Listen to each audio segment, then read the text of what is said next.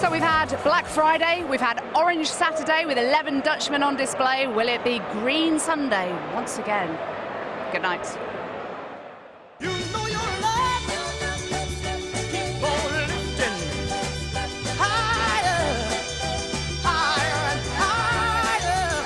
I said your love keep on lifting higher and higher. Chisnall winning on the decider against a yellow class, and Barney won 8 in a row to see off Joe Cullen, who was far, far from at his best tonight. Barney didn't need to be.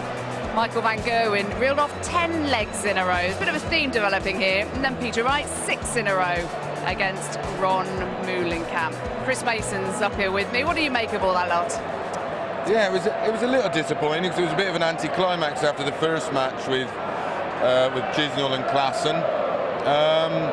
I mean, some of the better games actually took place on the stage 1 board. It was some really impressive. Robbie Green was great out there.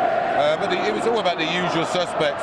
But again, Peter Wright showed his quality, just over the 100 average. He's got a tournament average of nearly 100.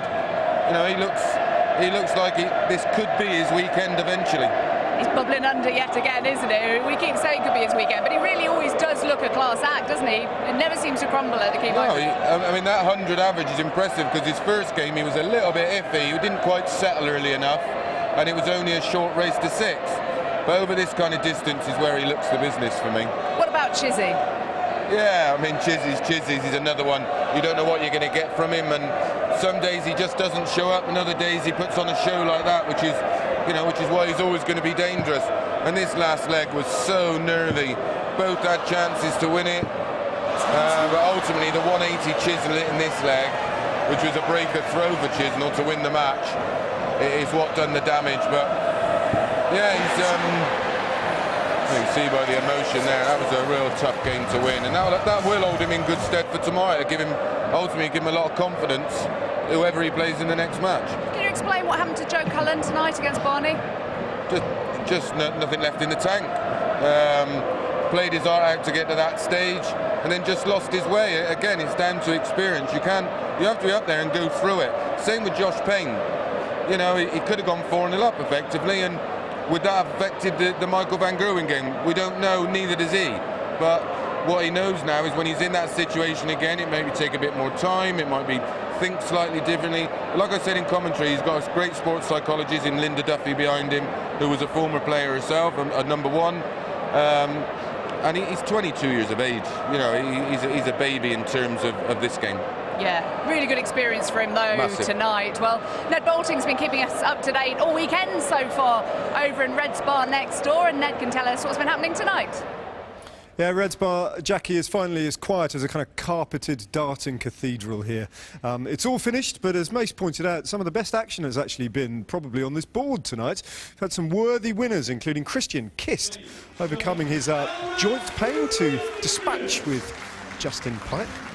Setting up a quarter-final against this man, Darren Webster. Who'd have thought that before this tournament got underway? And he saw off Alan Norris, who, of course, was the 9-dart hero of last night. On board 2, on he goes, the man from Norwich. After that, another ebullient display from the young Belgian Kim Huybrechts, a former finalist in 2012 in this very event. And look how he did it as well. Treble 20, and that leaves bullseye, 170. A man in fine form.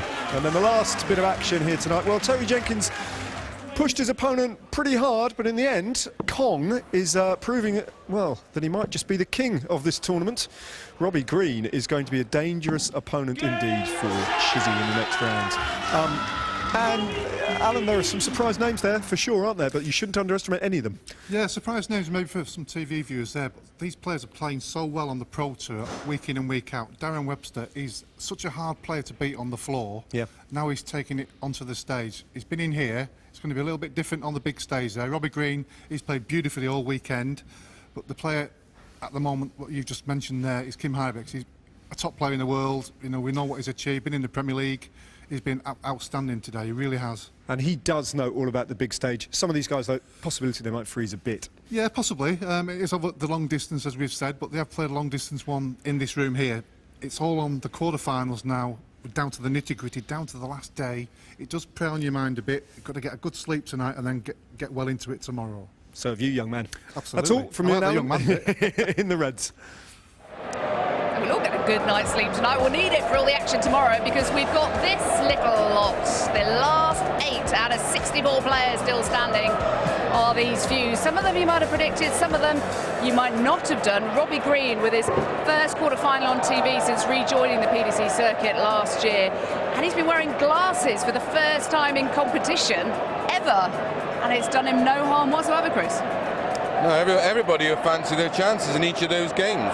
You know, especially Barneveld against Michael. Michael still, you know, looks up to Raymond, who was sort of like a mentor to him, and you know, he was the first major Dutch player that got the ball rolling for all the players over there. But every one of those matches, there's not one game there where either of the players won't fancy the win. Can't wait for that one, can we? MVG Barney. Yeah, it's going to be massive. Standout player. That could be epic, absolutely epic. Barneveld looks really comfortable, really comfortable. Is he the most likely player to unseat the Green Machine? Well, himself or Peter Wright, you would think at this stage with Anderson going out earlier, he's always going to be a threat. But yeah, I think Barneveld is definitely up for the job. He fancies it. When pushed in his previous games, he's produced some fantastic darts. Against Mensa, I think he was up 107, 108 average. So he's got the game, and if Michael starts slow against him like he did today, he's in with a real shout. Yeah, you've been really impressed with Kim Huybrechts today as well. Yeah, he's looked great. I mean, he finished that match off today with a 170. His previous match against Darryl Gurney has played at an incredible standard. Okay, thank you very much.